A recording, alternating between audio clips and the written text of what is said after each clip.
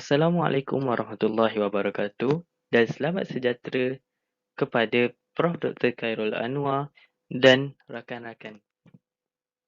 Tajuk pembentangan kami pada hari ini ialah pandangan masyarakat kaum India terhadap agama Islam dan orang Islam di Malaysia sebagai satu dari keperluan khusus.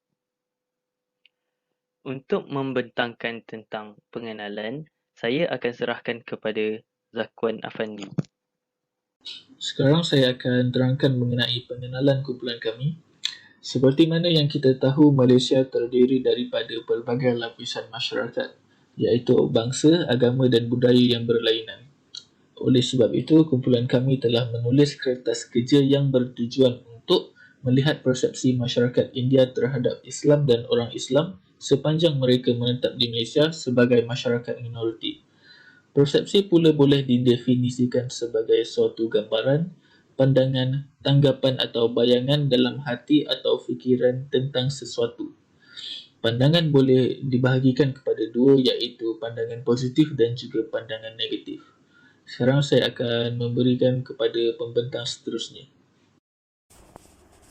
Baik, saya akan menerangkan mengenai objektif kajian. Yang pertama, mengenali sudut pandang masyarakat India terhadap orang Islam dan agama Islam di Malaysia. Yang kedua, mengenal pasti penerimaan masyarakat India terhadap agama Islam dan orang Islam di Malaysia.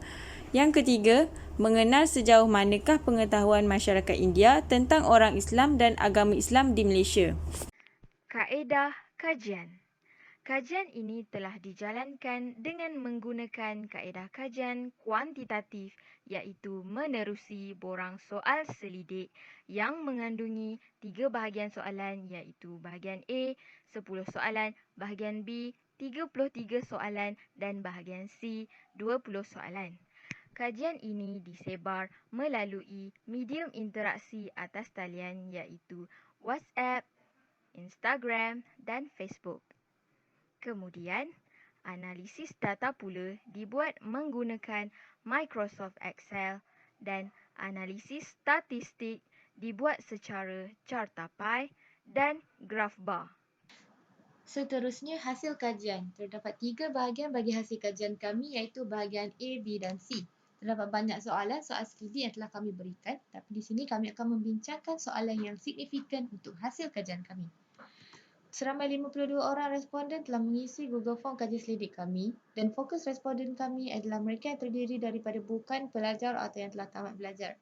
Seramai 27 orang atau 52% responden lelaki dan 25 orang atau 48% responden perempuan telah mengambil bahagian.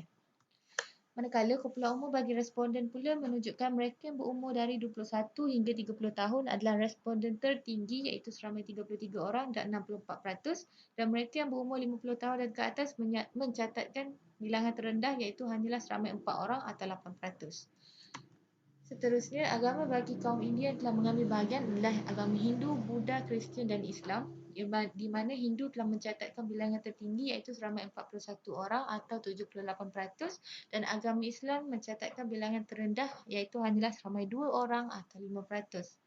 Seterusnya, peratus rakan karib kaum India yang telah mengisi borang kajian selidik kami menunjukkan peratus tertinggi adalah mereka yang mempunyai rakan karib dari campuran pelbagai etnik, dan peratus terendah adalah mereka yang mempunyai rakan karib dari majoriti etnik Cina, di mana campuran pelbagai etnik menunjukkan bilangan seramai 39 orang atau 75%, dan mereka yang mempunyai rakan karib dari majoriti etnik Cina seramai 2 orang atau 4%.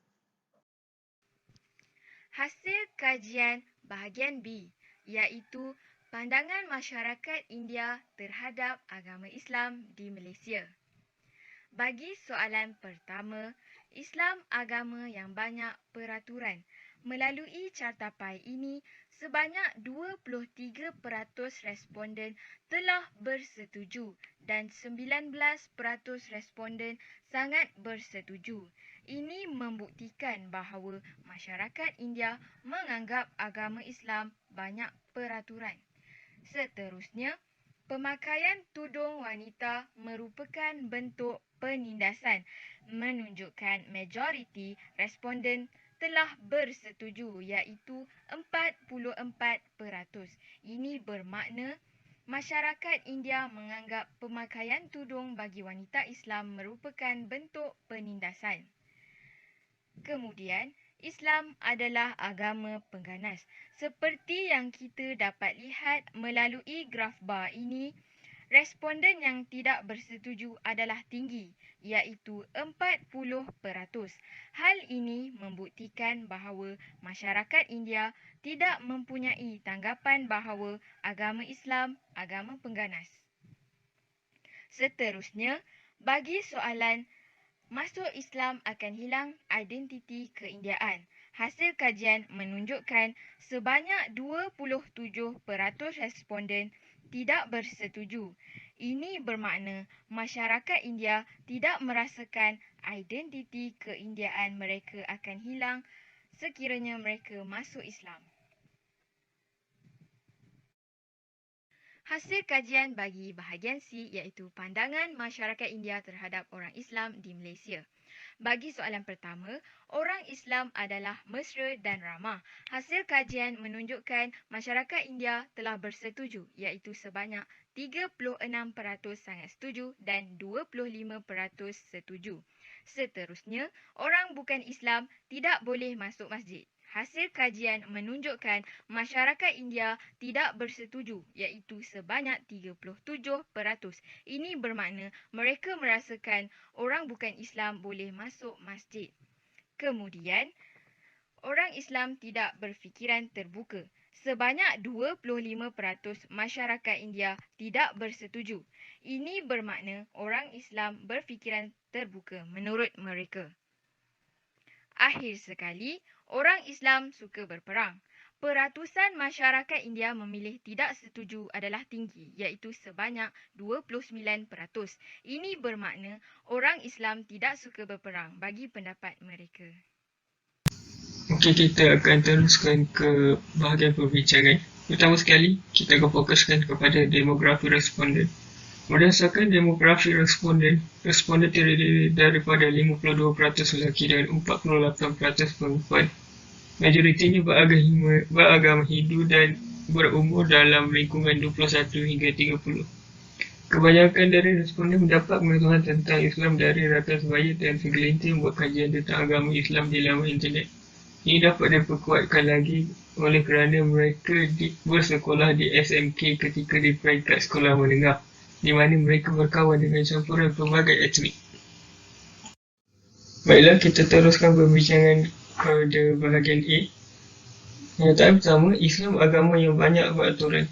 Majoriti daripada responden bersetuju dengan kenyataan ini, yang memang tidak dapat dinafikan. Islam agama yang banyak beraturan. Ini menunjukkan kaum India tahu serba sedikit tentang Islam. Untuk kenyataan kedua, pemakaian tudung wanita merupakan bentuk penindasan. Majoriti daripada responden bersetuju dengan kenyataan ini. Hal ini berlaku kerana kaum lain tidak nampak akan hikmah di sebalik tuntutan agama Islam. Orang Islam tidak menganggapnya ianya sebagai satu penjelasan kerana ianya adalah untuk menjaga dan melindungi maruah perempuan itu sendiri. Untuk kenyataan seterusnya, Islam adalah agama pengganas. Majoritinya tidak setuju dengan kenyataan ini, namun masih terdapat segelintir yang bersetuju iaitu sebanyak 4%. Hal ini berlaku kemungkinan kerana mereka pernah menjadi mangsa kepada keganasan oleh orang Islam.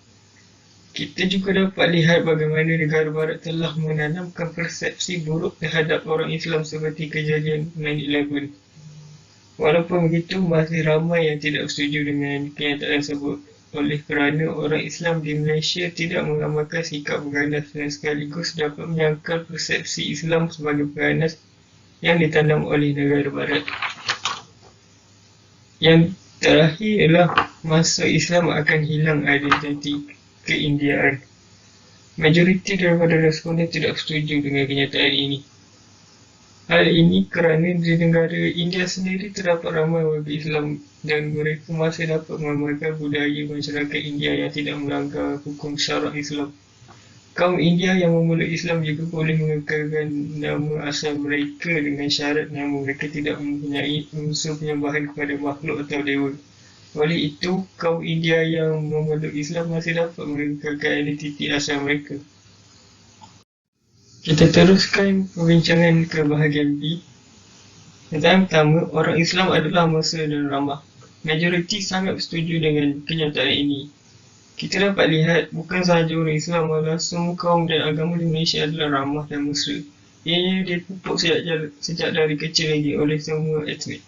Kerajaan juga memainkan peranan penting seperti melakukan kempen Satu Malaysia yang mengeratkan lagi hubungan antara semua etnik.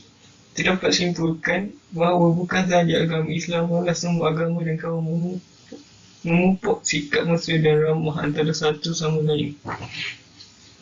Kenyataan seterusnya ialah orang bukan Islam tidak boleh masuk masjid. Majoriti daripada responden tidak bersetuju. Hal ini kerana pihak masjid sering menganjurkan aktiviti rukun tetangga di kawasan perumahan yang melibatkan semua etnik. Untuk kenyataan ketiga, orang Islam tidak berfikiran terbuka. Majoriti tidak setuju dengan kenyataan ini. Namun begitu, terdapat juga segelintir yang bersetuju dengan kenyataan ini. Perkara ini tidak dapat dihalang oleh kerana masih terdapat orang Islam yang berfikiran tertutup yang berpunca dari diskusi pemikiran Islam yang sempit. Oleh yang demikian, kita sebagai umat Islam perlu berfikiran lebih terbuka dan tidak berfikiran secara bebas supaya dapat mengangkat lagi nama suci Islam. Dan yang terakhir, orang Islam suka berperang. Majoriti daripada responden tidak setuju dengan kenyataan ini. Walaupun terdapat banyak pergerakan dan peperangan di negara Islam, namun kita tahu yang negara barat yang sering menyerang negara Islam dan semua orang Islam mahu bebas dari perang tersebut.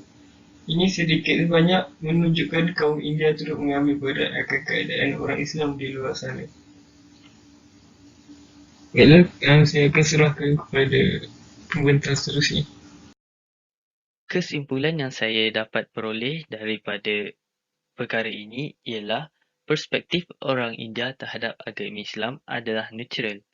Mereka masih menerima orang Islam sebagai rakan serta sahabat mereka dan mereka tidak kisah membantu orang Islam yang lain yang dalam kesusahan dan memerlukan bantuan.